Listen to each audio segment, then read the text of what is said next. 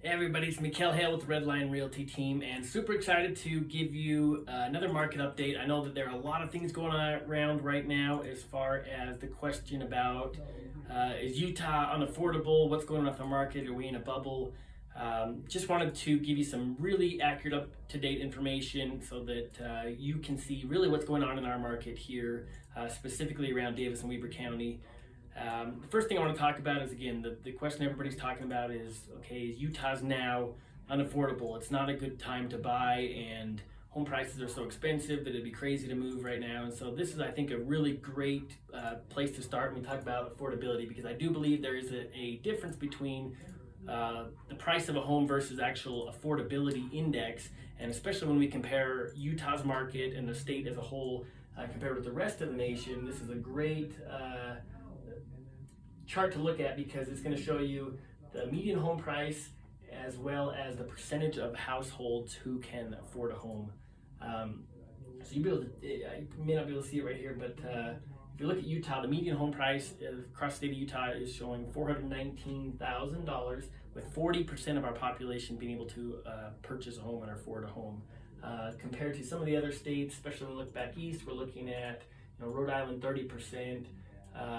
New Jersey is 34%, New York 26%, California 33%. So again, across the whole nation, Utah is still, even with the median home prices currently, still considered a relatively affordable place to live. I think there's three statistics we have to look at, because if we were to look at just the median home price just alone by itself, I think that's going to be definitely a different story than if we were to take in the rest of the things we do have to consider, which are going to be the median income as well as current interest rates, because it's the three of those things together that really make up this affordability index score that is tracked. How that worked is the median income, if you took 30% of the median income, would that pay the mortgage for the median priced home at today's current interest rates? And based on that, right now we are sitting at an affordability index score of 97, meaning it takes just slightly more than 30% of the average income to pay that mortgage. So again, maybe the ideal score would be 100, exactly 30%. So we're really not too far off of there, and you can see the 12-month average is actually 106. So the other piece is, if we do look at what is happening to our median income in Utah, you'll be able to see some very steady increase from 2010 to 2018. It's no surprise we've got a lot of new businesses coming into Utah.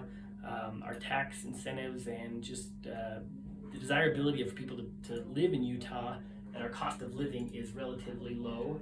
And our median income right now is just over $71,000 a year for the household median income. So the last step is, obviously, we take a look at the median home prices, because I know that there's a lot of talk about, okay, what's going on, and people are paying over the appraisal value and a lot of different things like that. But if we do take a look at the median income, the median sales price, we have seen an increase. When we look at Davis County, in 2020, the median home price was $361, and it has increased by about 10% from the previous year. Weber County, a little bit higher. We've got the median home price at $288, with an increase of 12% over 2019, and we're expected to probably see very similar growth and appreciation as far as the home price going from 2020 to 2021. So again, I think that's maybe another indicator that it could be a very good opportunity, especially if you're thinking about moving up from a home, buying something else.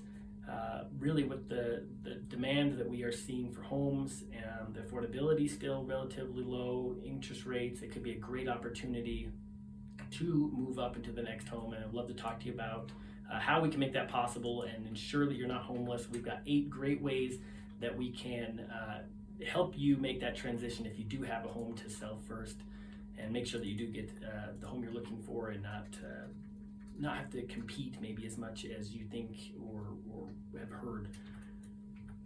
Last piece, again, this is going to show the interest rates. Obviously, we know interest rates are phenomenal right now. They have had a slight increase over the last couple months, but we're still right about 3% interest rates, which historically you can see is about the lowest it's ever been. We hit kind of our all-time low last November, where we did drop down into the high 2 range in the interest rates.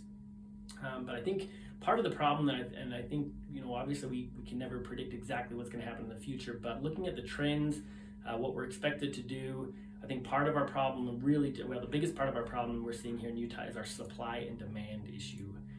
Very simple to see. We are one of the fastest growing states in the U.S. In fact, we're ranked number 3 right now as far as population growth. And if we look specifically at Davis County and Weber County, you can obviously see very continual steady growth since the 90s all the way until now. But I think what's interesting to see here, the last recession we had in 2007, 2008, this is going to be the building permits that were released or that were given out. And you can see we pretty much put a hold on construction in 2005 and really didn't pick back up until 2010. So we have we had about 5 years where the population just was continuously growing, and we had a very large decrease in new homes being built. So I think this problem isn't just something that happened last year because of COVID. I think we're seeing the results of low inventory showing up that really started about 10 years ago. And you can see there has been a little increase, which is great to see, from 2019 to 20 as far as new building permits. You'll see in Davis County it's even a larger number because there's more land there. But I think the only way that we are going to see a change in this supply and demand is we have to have more units.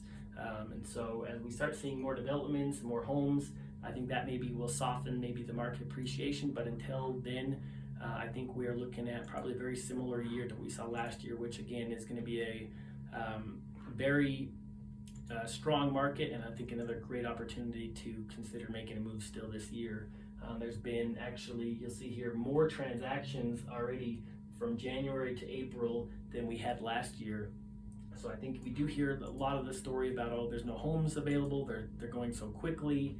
Yes, active homes, because they're tracking the number of homes available on the market, have gone down. That has decreased because they're on the market for less time. But when we look at the actual number of homes sold, we are actually have sold more homes this year than we did last year at the same time. So we look at under contract listings per day, same thing, 2021, we have actually had more under contract homes per day than last year. And then the actives, this is again the biggest piece of what the media and everybody's talking about right here is this struggle is we've got way less units that are active per day than we did last year. And historically, we always see a little bit of a increase as we come into summertime, so I project that's going to help our problem. But because homes are going under contract so quickly, obviously the number of actives are going to be, as soon as they're going to contract, they're taken off the market as an active property. So that's kind of why we are seeing that gap. But people are still winning right now. It's still a great time to sell.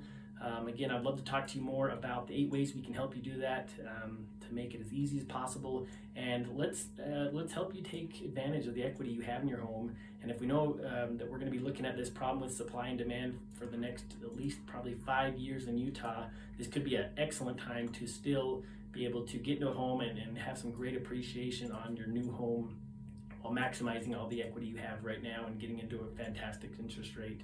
So I'd love to talk to you more, and hope this is helpful, and talk to you guys soon.